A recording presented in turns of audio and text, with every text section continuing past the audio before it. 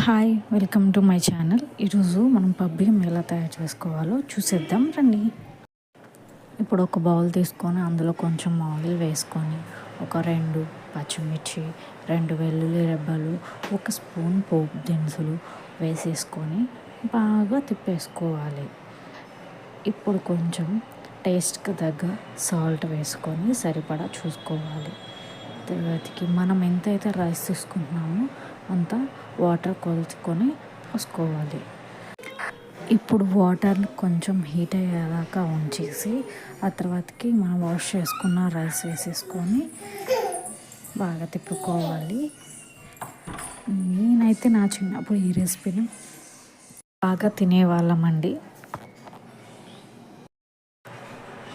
Rice వేసేసాక wash చేసిన పచ్చెనగపప్పు కూడా వేసేసి ఒకసారి కలుపుకోవాలి. తర్వాతకి రైస్ని తీసుకెళ్ళి మనం కుక్కర్లో పెట్టేసి ఒక 30 మినిట్స్ అయిన తర్వాతకి చూస్తే రైస్ కుక్ అయిపోతుంది. చూడండి, రైస్ బాగా కుక్ అయిపోయింది, మంచి స్మెల్ కూడా వచ్చేస్తుంది. ఇప్పుడు మనం ఈ రైస్ని తీసుకొని సర్వ్ చేసుకుంటే ఎంతో టేస్టీగా ఉంది పబ్బియం రైస్ రెడీ. ఈ రైస్లోకి మనం ఆవకాయ కలుపుకుంటే చాలా బాగుంది.